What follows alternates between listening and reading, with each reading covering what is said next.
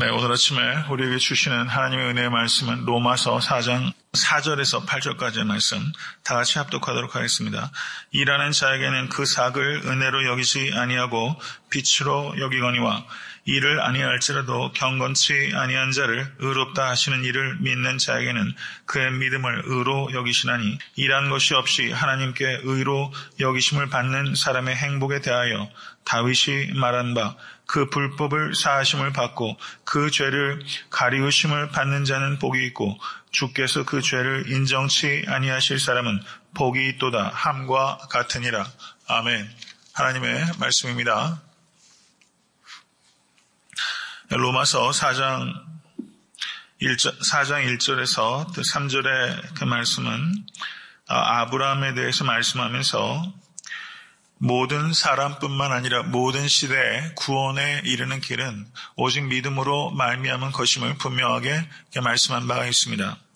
그리고 4장 4절에서 5절은 노동관계를 통하여 이신칭의의 복음에 대해서 논증하고 있고, 그리고 4장 6절에서 8절의 말씀은 구약의 또 다른 핵심적인 인물인 다윗의 예를 통하여 다윗 역시 그 믿음으로 말미암아 의롭다 여기심을 받았다라는 것을 증거하므로 신약 시대뿐만 아니라 구약 시대에도 동일하게 믿음으로 말미암아 의롭다 여기심을 받음으로 구원을 얻은 것입니다라고 사도 바울이 논증하고 있는 것입니다. 구약 시대에는 율법의 행위를 통하여 구원을 얻고 신약 시대에는 믿음으로 말미암아 구원을 얻는 것이 아니라 구약 시대에도 동일하게 믿음으로 말미암아 구원을 얻는 것입니다. 라고 사도 바울이 논증하고 있다라고 볼 수 있다는 것입니다. 4장 4절에서 5절의 말씀을 보시면 일상생활의 노동을 통하여 사도 바울이 이신칭의 복음을 설명하고 있는 부분입니다. 4절의 말씀을 보십시오. 4절을 보시면 일하는 자에게는 그 삭을 은혜로 여기지 아니하고 빛으로 여기거니와 라고 말씀합니다. 성도 여러분, 일하는 사람에게 임금을 제때 지불하지 않으면 어떻게 됩니까? 그 사람이 결국은 좀 참다가 계속 임금이 체불되면 데모하게 되고, 그리고 아무리 데모를 해도 해결이 안 되면 그 법정으로 가게끔 돼 있어요. 그렇지 않습니까? 임금을 안 주면 곧바로 이런 일이 벌어져요. 그런데 임금을 주어도 대개의 경우는 사람들이 자기가 일한 이상을 받는다고 생각합니까? 아니면 일하는 것보다 부족하게 받는다고 생각합니까? 대개의 경우는 자기가 일한 만큼 못 받는다고 생각하는 일들이 많아요. 많은 경우에 그렇습니다. 한국 사회를 보시면 그 노동계에서 춘투가 있고, 일반적으로 춘투란 말 많이 하죠. 봄철이 되면 각 노동 현장에서 굉장히 많은 데모들이 있어요. 아직 구조적으로 노동의 대가를 정당하게 지불받지 못하는 노동 현장들이 많은 것은 사실입니다. 그런 것은 우리들이 관심을 갖고 개선되기 위해서 법과 제도와 그리고 많은 사람들의 관심이 필요하겠지만요. 그런데 한편으로 보면은 이게 노동 투쟁하는 것이 관례처럼 돼가지고 매우 높은 수준의 고액 연봉을 받는 사람들도 아주 의뢰의 이런 그런 투쟁에 나가는 일들도 적지 않게 있습니다. 그런 것들을 우리가 구별해서 볼 필요가 있다고 생각이 됩니다만, 고액 연봉자들 7천만 원, 8천만 원, 심지어 1억도 넘게 받는 사람들이 분규한 일들이 적지 않습니다. 삭을 받는 사람들은 그 삭을 은혜로 여기지 않습니다. 그것을 주지 않으면 그걸 빚이라고 생각합니다. 결코 감사하지 않습니다. 받으면서 감사하지 않습니다. 이 이야기를 4장 4절에서 기록하고 있어요. 이것은 시대를 막론하고 모든 인간들이 가지고 있는 죄성이라고 볼 수 있죠. 5절의 말씀을 보십시오. 5절은 이를 아니할지라도 경건치 아니한 자를 의롭다 하시는 이를 믿는 자에게는 그의 믿음을 의로 여기시나니 라고 말하고 있습니다. 이를 아니할지라도 경건치 아니한 자를 의롭다 하시는 이는 여호와 하나님이십니다. 4장 5절을 영국의 마틴 로이드 존스 목사님은 성경 전체에서 가장 중요한 구절이라고 말할 정도예요. 그럴 정도로 4장 5절의 중요성을 강조한 것입니다. 복음의 핵심이 여기 있기 때문입니다. 이를 아니할지라도 경건치 아니한 자를, 이 사람은 바로 여러분과 저입니다. 하나님께서 의롭다 여겨주셨습니다. 믿으십니까? 의롭다 여겨주셨다는 거예요. 이것은 우리를 의롭다고 말씀하신 것은 우리의 행위는 전혀 거기에 연관이 되어 있지 않다는 것입니다. 하나님께서 우리를 의롭게 만드신 후에 우리를 의롭다고 말씀하신 것이 아니라 우리가 일을 한 것이 없고 경건치 않음에도 불구하고 하나님께서 마치 우리가 일을 한 것처럼, 마치 우리가 의로운 것처럼 하나님이 여겨주신 것이라는 거예요. 의롭다고 할 만큼 우리가 변화돼서 우리를 의롭다고 여겨주신 것이 아니라 전혀 그런 것이 없는데도 불구하고 하나님께서 전적인 은혜로 우리를 의롭다고 여겨주신 것이다. 이게 복음입니다. 믿으십니까? 우리의 상태와 행위와는 무관하게 하나님께서 법률적으로 우리가 무죄하다라고 인정해 주신 거예요.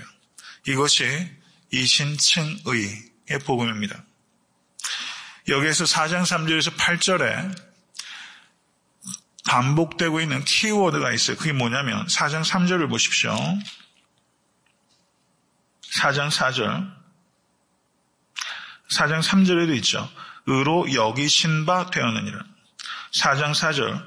은혜로 여기지 아니하고 빛으로 여기거니와. 4장 5절을 보시면 이를 아니할지라도 경건치 아니한 자를 의롭다 하시는 이를 믿는 자에게는 그의 믿음을 의로 여기시나니. 4장 6절에도 하나님께 의로 여기심을 받는 사람의 행복에 대하여 4장 8절을 보셔도 주께서 그 죄를 인정치 아니하실 사람은 복이 있도다 함과 같으니라. 여기서 인정하다라는 말 역시 동일한 단어예요. 무려 4장 3절에서 8절 사이에 여기다라는 뜻을 가지고 있는 동사인 로기조마이라는 단어가 6번이나 반복되고 있는 것입니다. 6번이나 반복되고 있어요. 여기서 로기조마이라는 단어의 뜻이 이런 뜻입니다. 어떤 사람이 자기의 능력으로 계산할 수 없는 금액을 다른 사람에게 전가하는 것, 그것을 로기조마이라고 그래요.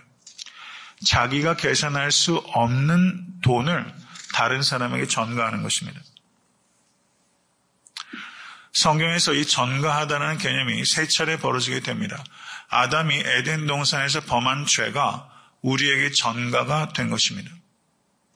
그리고 우리가 예수를 주와 그리스도로 영접하는 순간 우리의 죄가 예수께 전가가 되고 그리고 예수 그리스도의 의가 우리에게 전가가 되는 것입니다. 전가가 몇 차례 벌어집니까?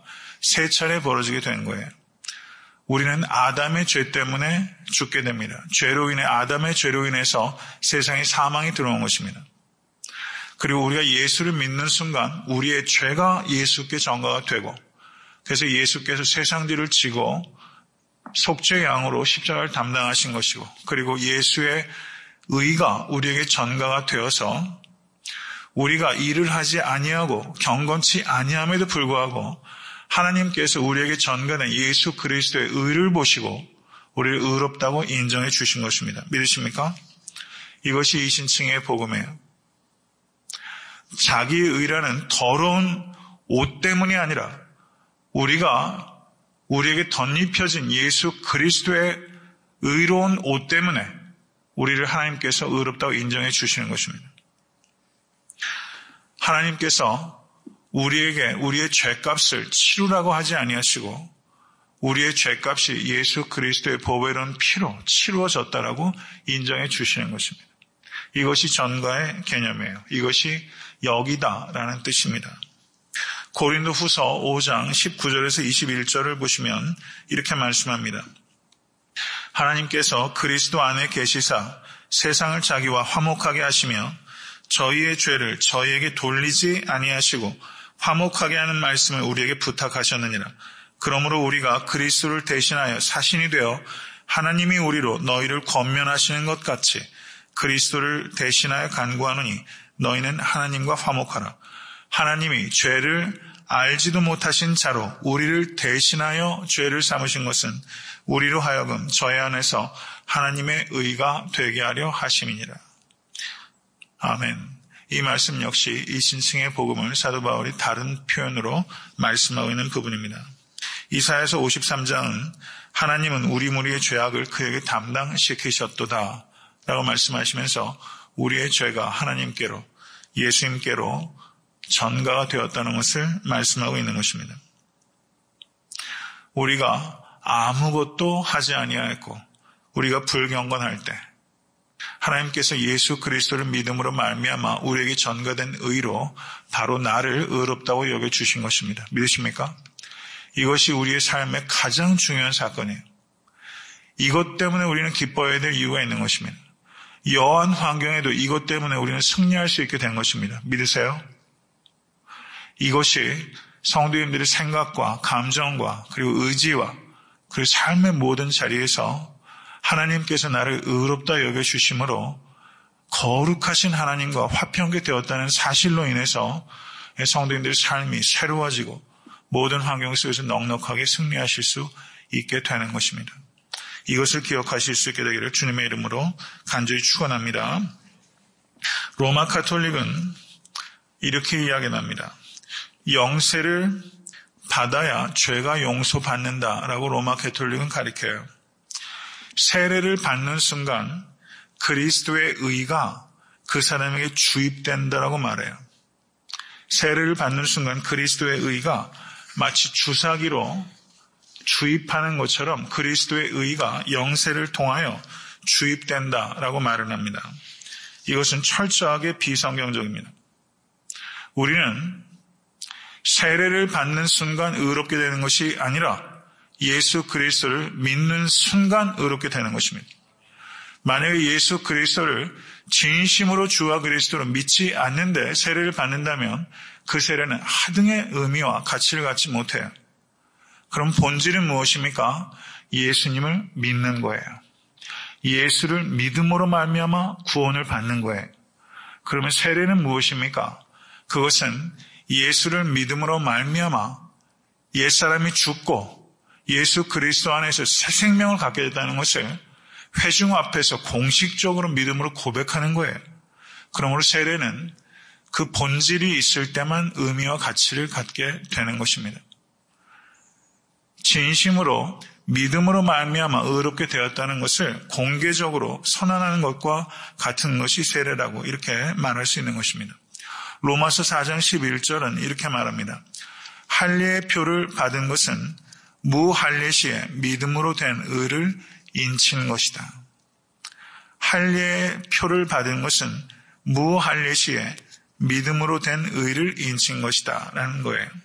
그러므로 세례는 의롭다 함을 얻은 사실, 칭의가 되었다는 것을 인증하는 것과 같은 거예요. 그런 의미를 세례가 가지고 있는 것입니다. 세례를 받는 순간 그리스도의 의가 우리에게 주입되는 것이 결코 아니에요. 이것은 잘못된 가르침입니다. 비성경적인 거짓 가르침이에요. 이런 가르침에 현혹되어서는 결코 안 될 것입니다. 4장 6절에서 8절을 보시면 다윗에 대한 이야기가 나옵니다. 4장 6절에서 8절 제가 다시 한번 읽겠습니다. 이러한 것이 없이 하나님께 의로 여기심을 받는 사람의 행복에 대하여 다윗이 말한 바 그 불법을 사하심을 받고 그 죄를 가리우심을 받는 자는 복이 있고 주께서 그 죄를 인정치 아니하실 사람은 복이 있도다 함과 같으니라. 아멘. 사도행전 2장 29절에서 31절을 보시면 이렇게 말씀합니다. 형제들아, 내가 조상 다윗에 대하여 담대히 말할 수 있노니 다윗이 죽어 장사되어 그 묘가 오늘까지 우리 중에 있도다. 그는 선지자라. 하나님이 이미 맹세하사 그 자손 중에서 한 사람을 그 위에 앉게 하리라 하심을 알고 미리 보는 고로 그리스도의 부활하심을 말하되 저가 음부에 버림이 되지 않고 육신이 썩음을 당하지 아니하리라 하더니, 이렇게 사도행전 말씀은 이야기하고 있습니다. 이 말씀은 시편 16편 10절에서 11절 말씀과 연관이 됩니다. 시편 16편 10절에서 11절은 이렇게 말씀합니다. 이는 내 영혼을 음부에 버리지 아니하시며 주의 거룩한 자로 썩지 않게 하실 것임이니이다. 주께서 생명의 길로 내게 보이시리니 주의 앞에는 기쁨이 충만하고 주의 우편에는 영원한 즐거움이 있나이다. 라고 말씀하고 있습니다. 다윗이 미리 본 것은 그리스도의 부활이라고 말씀하고 있는 거예요. 다윗은 그리스도의 부활을 선지자로서 미리 내다본 것이다. 이렇게 성경은 말씀하고 있는 것입니다. 이것은 믿으실 수 있게 되길 바랍니다. 다윗은 거룩한 자인 예수를 미리 내다본 것입니다. 아브라함도 그것을 미리 내다본 것입니다. 부활하신 예수 그리스도를 미리 내다보고 그것을 믿음으로 말미암아 의롭게 된 것이다 라고 사도 바울께서 말씀하고 있는 거예요. 아브라함은 율법 이전의 사람이고 다윗은 율법 이후의 사람입니다. 아브라함 역시 미리 내다봄으로, 다윗 역시 미리 내다봄으로, 예수 그리스도를 미리 내다봄으로, 그리고 그 믿음으로 인하여 구원을 얻은 것이다 라고 성경은 우리에게 설명하고 있는 것입니다. 히브리서 11장은 믿음의 장이라고 말씀하고 있는 장입니다. 제가 올해 히브리서 11장을 언제 기회를 보아 주일 설교를 통하여 강의하고자 합니다. 히브리서 11장을 보시면 많은 믿음의 선진들에 대한 기록이 나타나고 있습니다. 아벨과 에녹과 노아, 이 사람들은 율법 이전의 사람들입니다. 이 사람들은 할례를 받지 않은 사람들이에요. 어떻게 구원을 얻었습니까? 믿음으로 구원을 얻은 거예요. 할례를 받음으로 구원을 얻은 것이 아니라 믿음으로 인하여 구원을 얻은 것입니다. 히브리서 11장을 보시면 율법 이전에 살았던 사람들이 7명 기록되고 있고 율법을 받은 후에 살았던 사람들이 8명 기록되어 있습니다. 할례를 받았든 안 받았든 율법을 알았든 몰랐든 구약의 모든 성도들 역시 신약의 성도들과 동일하게 행위로서가 아니라 믿음으로 구원을 얻은 것입니다. 이것이 성경이 우리에게 가르치고 있는 바입니다.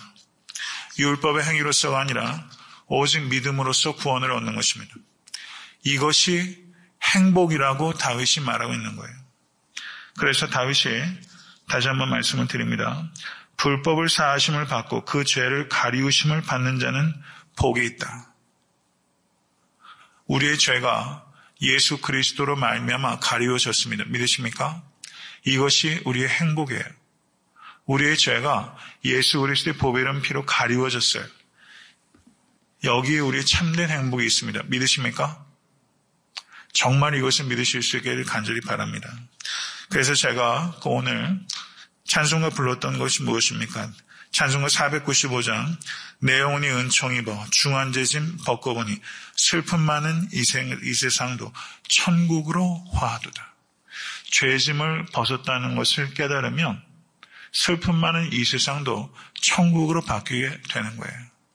정말 죄짐을 벗은 것이 얼마나 중요한 일인지, 그것이 나에게 얼마나 행복한 일인지 여러분과 제가 깊이 깨달을 수 있게 되기를 주님의 이름으로 간절히 축원합니다.